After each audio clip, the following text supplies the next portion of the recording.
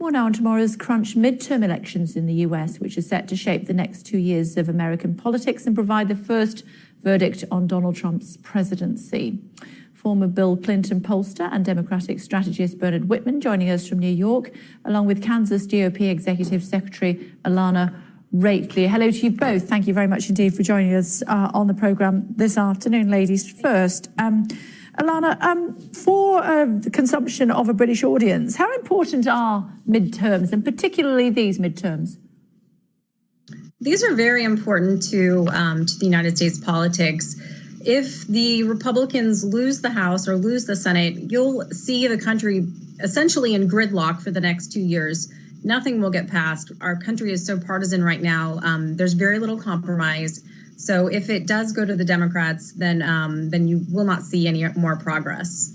And Bernard, what are the polls suggesting at this stage? Although we have to take them with a pinch of salt, don't we, given that the New York Times said that Hillary Clinton had a 95% chance of finding herself in the White House.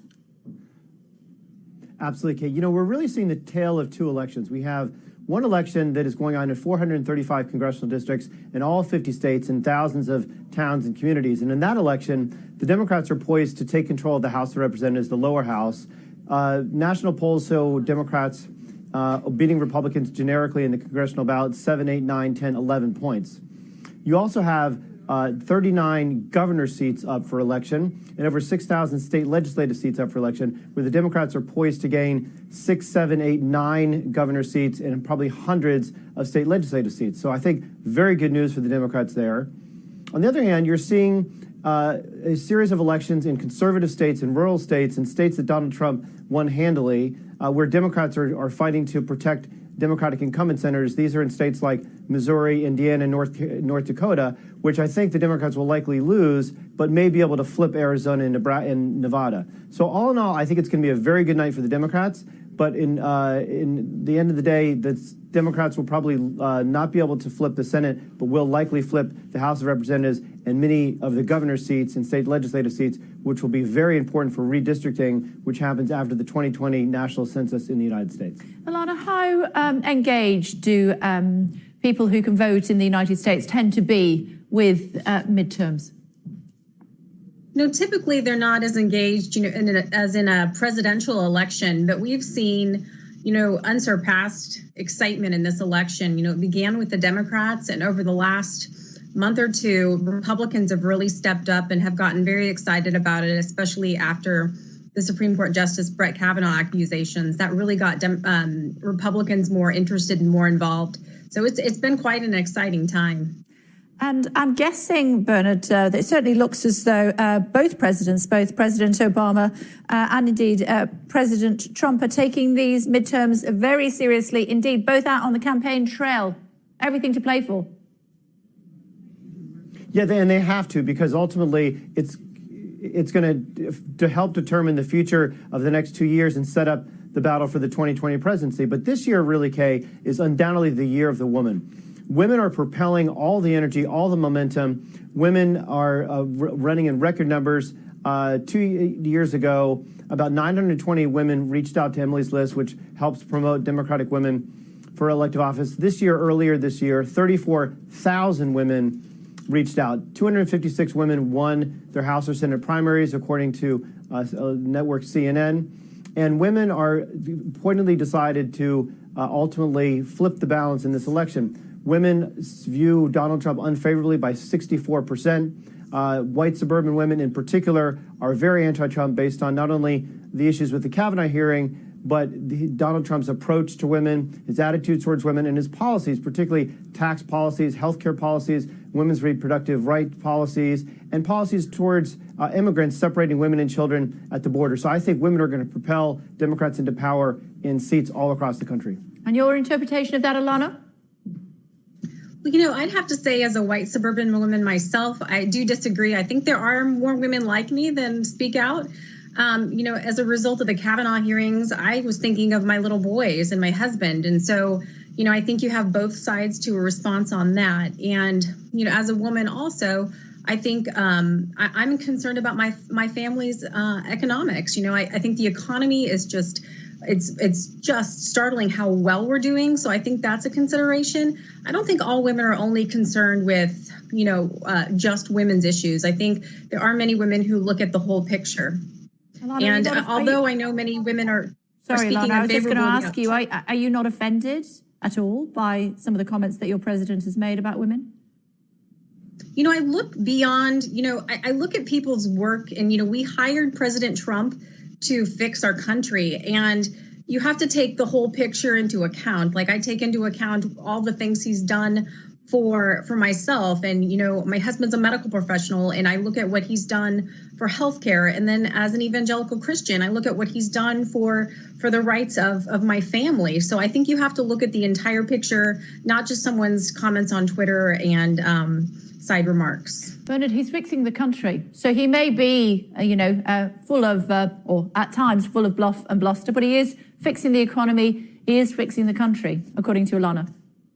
Well, I mean, if you happen to be a corporate executive, he's absolutely fixing the country. He's lining the pockets of corporate executives. If you're a pharmaceutical executive, he's lining the pockets of pharmaceutical executives.